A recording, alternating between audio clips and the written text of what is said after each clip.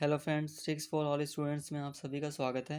आज हम 12th class की पॉलिटिकल साइंस का चैप्टर 7 डिस्कस करेंगे, समकालीन विश्व में सुरक्षा। मैं इसमें आपको 1 मार्क्स के इंपॉर्टेंट क्वेश्चन आंसर्स बताऊंगा जो कि 12th बोर्ड एग्जाम के लिए मोस्ट इंपॉर्टेंट है। मैं एक ही क्वेश्चन को अच्छे से डिटेल में आपको समझाऊंगा अभी, तो प्लीज़ इस वीडियो को पूरा देखिए। और जितने भी क्वेश्चन यहाँ पर लिखे हैं ये ऑलरेडी CBSE बोर्ड एग्ज़ाम में आ चुके हैं, तो प्लीज़ इनको नोट डाउन कर लीजिए या इनका स्क्रीनशॉट ले लीजिए।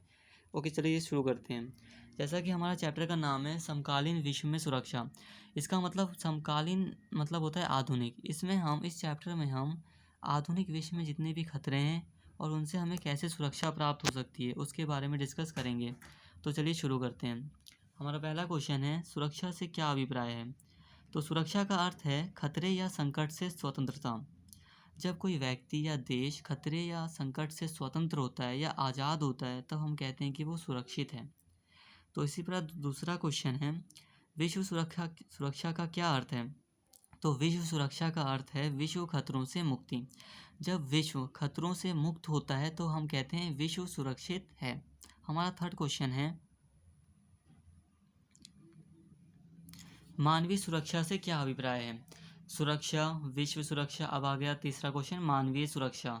तो मानवीय सुरक्षा का अर्थ है कि एक व्यक्ति की हर प्रकार से रक्षा की जाए, अर्थात व्यक्ति की गरीबी, भूख, बेरोजगारी तथा आतंक से रक्षा की जाए। इसी को मानवीय सुरक्षा कहा जाता है। इसीलिए प्रत्येक देश की जिम्मेदारी होती है कि वो अपने व्यक्तियों को पूरी तरह सुरक्षित करे। ठीक है, गरीबी से सुरक्षित करे, भूख से, बेरोजगारी से और आतंक से। अब हमारा फोर्थ क्वेश्चन है, किसी देश की सुरक्षा के समक्ष किन्हीं दो नए खतरों का उल्लेख कीजिए। ये नए खतरे क्या हैं। नए खतरे मतलब ऐसे खतरे जो पहले नहीं थे बट आज हैं। पहले क्या होता था कि किसी देश को दूसरे देश के आक्रमण का ही डर होता था, बट अब कई नए खतरे आ गए हैं, जैसे कि आतंकवाद, वैश्विक ताप वृद्धि, नई महामारियाँ। आतंकवाद जैसा कि आप देख रहे हैं कितना बड़ा खतरा है, देश के अंदर ही आज देश के अंदर ही देश के लोगों को ये डरा कर रखता है। वैश्विक ताप वृद्धि का मतलब होता है ग्लोबल वार्मिंग, जिससे पूरा पूरा जो अर्थ है वो उसका टेम्परेचर जो है वो लगातार बढ़ रहा है, इससे बहुत खतरा है। नई महामारियाँ, नई महामारी में आपने देखा होगा बर्ड फ्लू, स्वाइन फ्लू और ये कोरोना नया नया जो चल ही रहा है अभी, तो अभी ख़त्म भी नहीं हुआ, बट इसने कितनी बुरी तरह प्रभावित किया है। तो ये नए खतरे हैं। अब हमारा फिफ्थ क्वेश्चन है, कि दो मानव अधिकारों का उल्लेख कीजिए। तो पहला है अभिव्यक्ति का अधिकार। अभिव्यक्ति का अधिकार का मतलब होता है कि व्यक्तियों के पास अपने विचार को व्यक्त करने का अधिकार है। यह अधिकार होना चाहिए, चाहे वो लिख कर चाहे बोल कर। दूसरा है वोट देने का अधिकार। तीसरा है सभा करने का अधिकार। आप दो भी लिख सकते हैं, मैंने 3 लिख दिया है। हमारा सिक्स्थ क्वेश्चन है, सुरक्षा की परंपरागत एवं अपरंपरागत अवधारणाओं में अंतर स्पष्ट कीजिए। तो परंपरागत सुरक्षा की धारणा का संबंध मुख्य रूप से बाहरी खतरों से होता है। मतलब हम बाहरी खतरों से के बारे में बात करें तो आता है परंपरागत सुरक्षा, और जब हम गैर परंपरागत सुरक्षा के बारे में बात करें तो आता है, न केवल बाहरी सुरक्षा खतरे आते हैं बल्कि इसमें अन्य खतरनाक खतरों एवं घटनाओं को भी शामिल किया जाता है। मतलब कि गैर परंपरागत सुरक्षा की धारणा में बाहरी खतरों के साथ साथ अन्य खतरनाक खतरों को भी शामिल किया जाता है। अन्य खतरनाक खतरे कौन से हैं। अन्य खतरनाक खतरों में आतंकवाद, वैश्विक महामारियाँ और जिन बाढ़ वगैरह आ जाती है, तो ये सारे जितने भी खतरे हैं ये अपरंपरागत या गैर परंपरागत सुरक्षा की धारणा में आते हैं। अब हमारा सातवां क्वेश्चन है, निशस्त्रीकरण से क्या अभिप्राय है। तो निशस्त्रीकरण से अभिप्राय हथियारों के निर्माण या उनको हासिल करने पर अंकुश लगाना है। निशस्त्रीकरण का मतलब है कि अब हथियारों का और निर्माण ना करें सभी देश, या उनको हासिल करने के लिए और कुछ ना खरीदें, हासिल ना करने की सोचें, यही निशस्त्रीकरण है। बट वैसे तो बहुत लोग मानते ही नहीं हैं, बहुत देश आज भी शस्त्रीकरण पर जोर जोर दे रहे हैं और देना पड़ेगा भी, क्योंकि जो परंपरागत सुरक्षा है वो उसके लिए हमें शस्त्रीकरण पर जोर देना ही पड़ेगा। जैसे कि आप देख सकते हो कि भारत के लिए चीन और पाकिस्तान एक बहुत बड़ा खतरा है, इसलिए भारत निशस्त्रीकरण को आगे नहीं बढ़ा सकता। निशस्त्रीकरण को बढ़ाना तो चाहता है बट वो नहीं बढ़ा सकता आगे। क्यों? क्योंकि अगर वो हथियार नहीं बनाएगा या हथियार नहीं खरीदेगा तो दूसरे देश उस पर आक्रमण कर सकते हैं।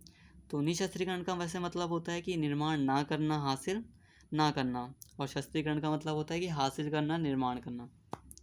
अब हमारा 8वां क्वेश्चन है, शक्ति संतुलन किस प्रकार परंपरागत सुरक्षा का एक कारक है। इसका मतलब हुआ कि शक्ति संतुलन किस प्रकार बाहरी सुरक्षा से संबंधित है। तो क्या होता है कि शक्ति संतुलन द्वारा किसी एक गुट या राज्य की शक्ति अधिक नहीं बढ़ पाती है। शक्ति संतुलन से क्या होता है कि एक गुट, जैसे कि दो गुट, जैसे अमेरिका और सोवियत गुट थे, तो दोनों की जो शक्ति थी ना वो संतुलित थी, एक गुट की शक्ति अधिक नहीं थी। और जब तक ये संतुलन कायम रहता है तब तक शांति बनी रहती है। जैसा कि आप देख सकते हो 1991 के बाद जैसे ही सोवियत संघ का विघटन हो गया या दूसरा गुट खत्म हो गया, वैसे ही अमेरिका का वर्चस्व आ गया विश्व में।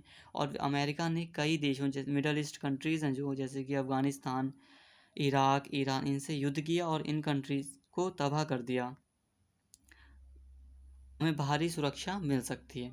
अब हमारा 9वां क्वेश्चन है, गठबंधन बनाना किस प्रकार पारंपरिक सुरक्षा नीति का एक तत्व है। ये भी 8वें से ही रिलेटेड है कि गठबंधन बनाकर हमें कैसे बाहरी सुरक्षा मिल सकती है।